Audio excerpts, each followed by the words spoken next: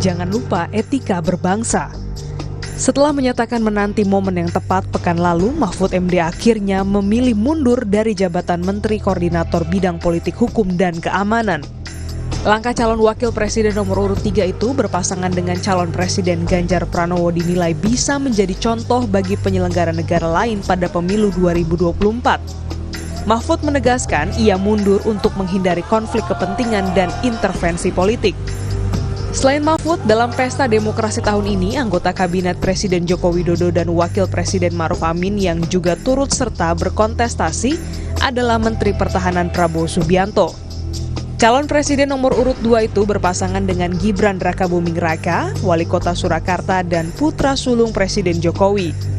Muhaimin Iskandar, calon Wakil Presiden nomor urut 1, juga menjabat sebagai Wakil Ketua DPR.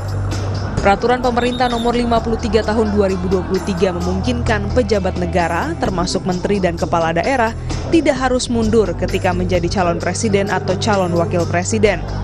Namun, sesuai dengan Undang-Undang nomor 7 tahun 2017 tentang pemilu, mereka harus mengajukan cuti dan tidak menggunakan fasilitas negara.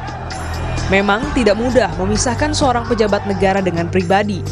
Apalagi untuk mengetahui apakah sesuatu yang melekat pada dirinya itu bagian dari fasilitas negara atau bukan.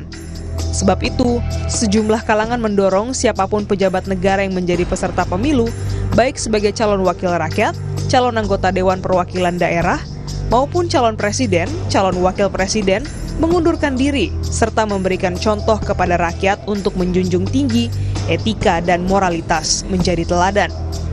Selain norma yang hidup dalam masyarakat, di negeri ini juga masih ada ketetapan MPR nomor 6 MPR 2021 tentang etika kehidupan berbangsa. Konsideran menimbang dalam TAP MPR itu menyebutkan, etika kehidupan berbangsa dewasa ini mengalami kemunduran yang turut menyebabkan terjadinya krisis multidimensi.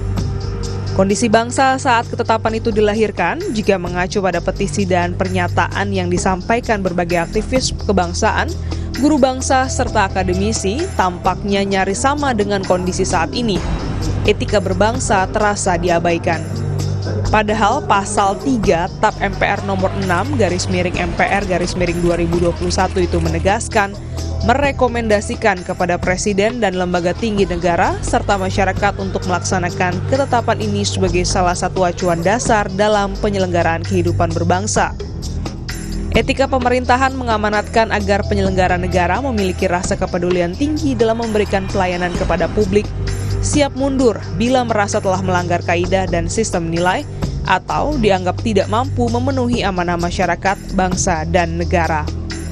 Mahfud atau Deputi 5 Kantor Staf Presiden Jaleswari Pramoda Wardani bersedia melepas jabatannya sebab menjaga marwah demokrasi yang dilaksanakan dengan benar, adil, dan jujur. Masih ada waktu bagi siapapun untuk memberikan teladan etika berbangsa kepada rakyat.